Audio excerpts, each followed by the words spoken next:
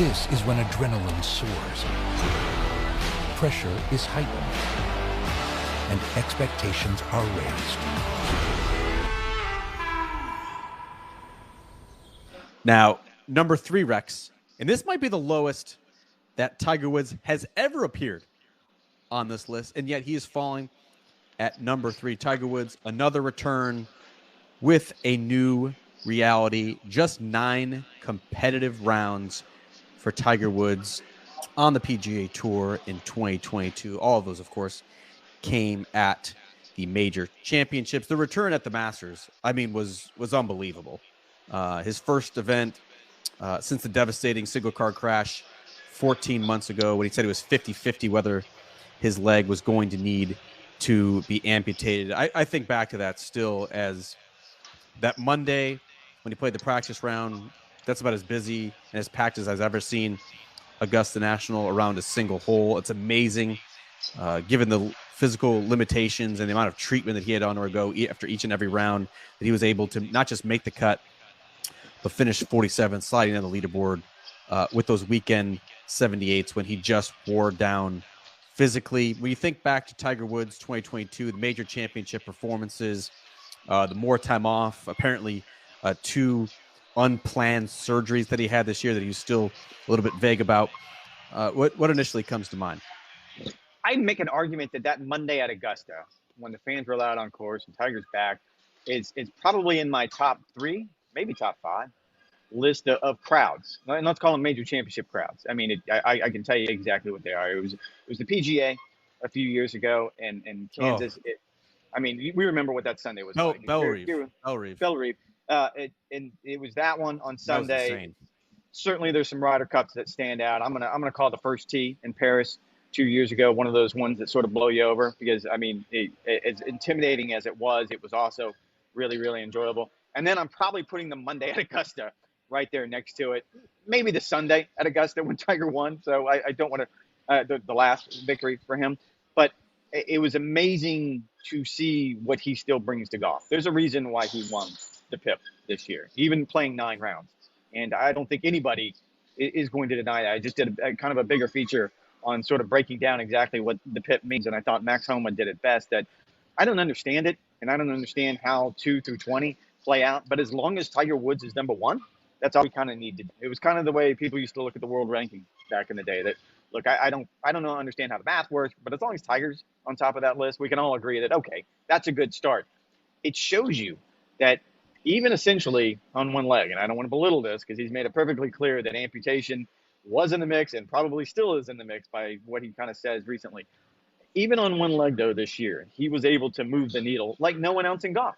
I mean, these metrics, whatever they are that measure the PIP, show it pretty clearly that he is still the guy. And you look at what he did outside of those 9 rounds, it wasn't anything at least public-facing dramatic. We know that he flew to Delaware, and we know that he sort of led that meeting with Rory, with the players, trying to come up with some sort of unified strategy against Live Golf. But it's not as though he held a press conference. He hadn't even talked about it until we got to Albany for the Hero World Challenge. It's not as though he was holding press conferences to promote his foundation. It's not as though he was out in the public for any particular reason. He still moves the needle, and it doesn't matter. And I don't see this changing. I mean, I guess there is going to be a knock-on effect where if 10 years from now, if he's just getting in 9 rounds a year, that sure, he will probably fade somewhat from the public consciousness, but I don't see it happening anytime soon. Do you?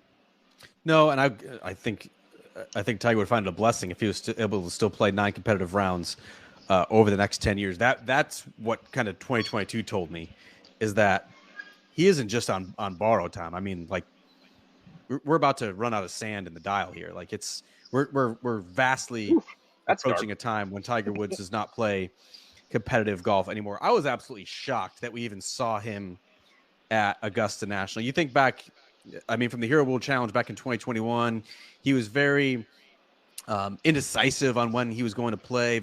Sounded very uncertain. Then he popped up 2 weeks later and looked pretty good at the PNC. Like, obviously Charlie Woods had everyone's fascination, but Tiger Woods was moving around pretty good. That was just kind of shocking to people. Fast forward a couple months, you and I were both at the Genesis Invitational at Riviera, where Tiger Woods is hosting. Tournament benefits his foundation.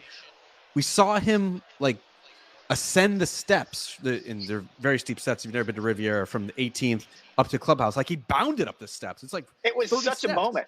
Like all of us like, are whoa. staring at each other. I know. We're like, oh, please don't do that. Please don't do that. Like, just walk carefully, or take a golf cart. There's a path.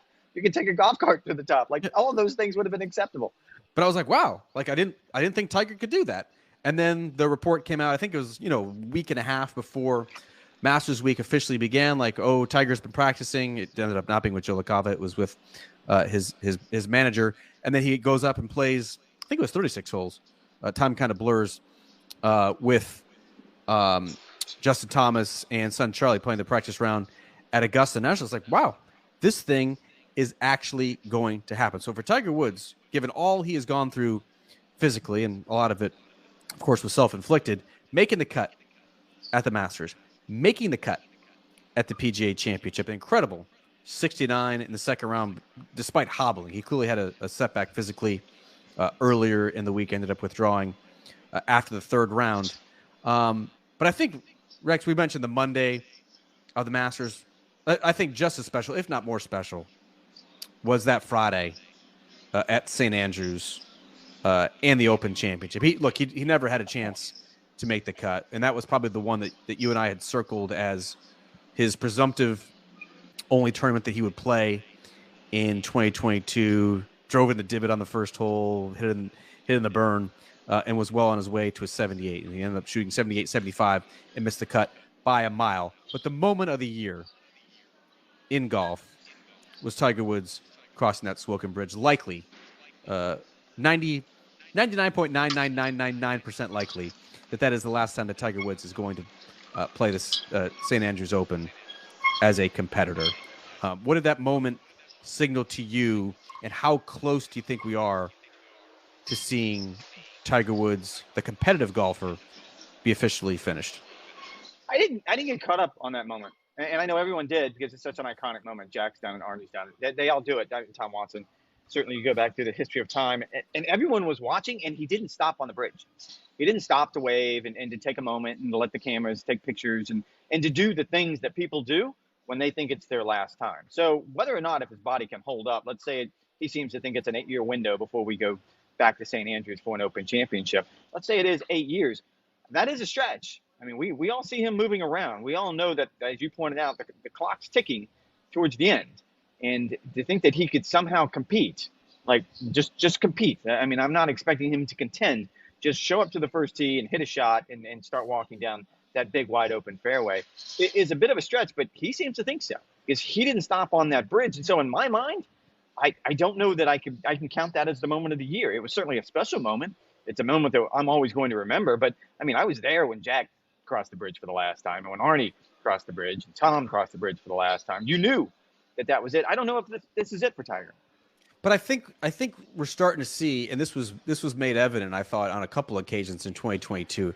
There's a difference between Tiger Woods and how he speaks when he's at tournaments in which he's not playing, and how he speaks and acts at tournaments in which he is competing. You think back to Riviera in the Genesis Invitational, he was not playing, and yet he still kind of, was pumping the brakes. Look, I got a long way to go. We're making progress, but I'm not sure we're going to be able to play. 2 months later, he clearly grinds it out. I think back to Southern Hills, right? PGA Championship. This was a month after the Masters. I think everyone anticipated, look, Tiger would play the Masters, then the Open, and that would be it. That would give him 3 months to recover, to recuperate, and then ramp up his preparation. But no, a month later, he was at Southern Hills. And to hear him in his Tuesday press conference, he said, yeah, I've made some huge strides. I'm hitting the ball great, hitting it way better than I was at Augusta. Like, I'm ready to go this week. And he clearly, physically, was not. And now you flash back, or you think back to the Hero World Challenge that was just played in the Bahamas. And Tiger Woods is talking like, look, guys, I can't do any more than the major championships, maybe one or two more. You think Riviera and the Players Championship. I just don't know and just don't think my leg has that much left in it. He talks more openly. He talks more honestly. He talks more realistically when he's not playing than when he does. And so, no, like Tiger was not going to stand on top of the Smoking Bridge and wave and say, yep, no chance in hell I'm going to be here in 8 years' time. He was not going to do that. That's just the competitor in him. 4 months on, though, when he was in the Bahamas, he's like, yeah, that was probably it. Like, I'll probably go there and play with Charlie, and we'll have a great time. But in an Open, can't see it. If you're going to check out of the Open Championship at St. Andrews, you got to do it properly. You got to stop. You got to wait, raise a hand. You got to let the pictures click, and you got to let everyone cry. That's the way it works. To your point is, yeah, there's probably something to be said that if he's at an event and he's competing, in his mind, his body has allowed him to do that. He's not showing up. The week in the Bahamas being the primary example, he's not showing up if his body's not allowing him to do that, which is sort of the card here, right? I mean, there's going to be good days and bad days. And he's probably no different than the rest of us. If you wake up and you're having a bad day, no, I'm not stopping on that to wave to everyone. I just want to get to the green and I want to finish up. Or if you're having a good day, you're probably going to take a moment and talk about, well, no, this isn't the end of the road. So I think it factors into how his body is reacting. And we know now that there's probably a lot more bad days than there are good days when it comes to Tiger Woods. Now, I don't expect him to play any more than what we saw this year. He actually mentioned in the Bahamas that it would be the majors and maybe 1 or 2 other events. I think that's wildly ambitious based on what we've seen over the last 2 years. But if he could play essentially what he did this year, I think, again, just look at the PIP. Just look at the fact that we're still talking about Tiger Woods, and he managed a grand total of 9 rounds this year. And only 3 on the weekend. And of those 3 rounds, he went 78, 78, 79. Which is why I just don't know how much longer he would want to do. Why is he going to do it? Yeah, why do it? Like, he does not want to be a ceremonial golfer. Like, he's always viewed himself as an athlete, and all other athletes retire. They have these, grand declarations. It's teary press conferences. The family comes up. Everyone's hugging. It's a photo op. He says, I gave it all I had. My body just couldn't do it anymore. Like, I can very much see that happening with Tiger Woods. It's hard to imagine him showing up at tournaments when he's 55, 56, 57 years old to shoot his matching 77s and wave goodbye on the 36th hole. Like, I just don't see that happening. And so if Tiger puts in the time and puts in the effort, I'm with you. I think nine and a half rounds is probably like setting the over under for 2023 for Tiger. If like the best he can manage after 4, 5, 6 months of preparation and ramping up, and the best he can do is finish like 40th against players now who are bigger, stronger, faster, younger than ever before. I think he'll have to take a hard look at himself at the end of 2023 and wonder if this is still a direction he wants to go. And I'll say this, because he was asked point blank in the Bahamas, if you would consider using a golf cart, and I don't think anyone's going to begrudge him from using a golf cart, it's important to keep in mind that there is a process he would have to apply because it's a PGA Tour sanctioned event. He would have to apply, and the ADA issues come into play here. And he drew a hard line. Absolutely not. In a PGA Tour sanctioned event, I'm never taking a golf cart. He actually harkened back to his days in college when Casey Martin was his teammate. And he pointed out like that was an issue that required a golf cart. And what I am dealing with is not an issue that requires a golf cart. However, he made the distinction that if I'm playing in a PGA Tour champion sanctioned event, well, they allow golf carts. The PNC Championship alongside Charlie is fine. And so you have that. And then you have the 12-hole match where, again, he will be the made-for-TV event where he'll be paired with Rory McIlroy against Justin and Jordan. That's going to allow a cart. I think where we're going to see him more, where he is probably going to leave a bigger, much bigger footprint beyond the majors or anything else, it's going to be at the PNC and these matches and the events that we're talking about that are going to start, the sort of the technology-driven events from Tomorrow Sports that are going to be played on Mondays, where you have sort of these arenas that have built, and he can hit a shot and walk over and sit on the bench and talk trash to Rory or whoever's next to him. Like, that is perfect for him right now in his career.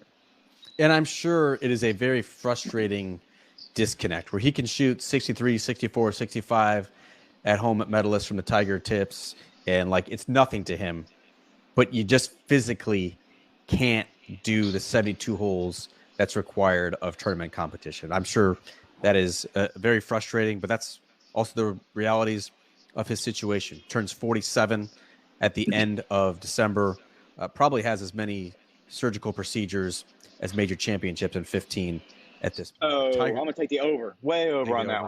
one. Way Yeah. over. he probably has not been all that forthcoming about the number of procedures What? he has had. But Tiger Woods, you can probably count on one hand the number of times that Tiger Woods has not been the top storyline on GolfNow.com. I think back to 2016 with all the rules changes. I think back to 2020 with the pandemic affecting everything in golf. Those are probably the only times that Tiger has not been number one. Tiger Woods checks in at number 3 of our storyline of the year on golfchannel.com.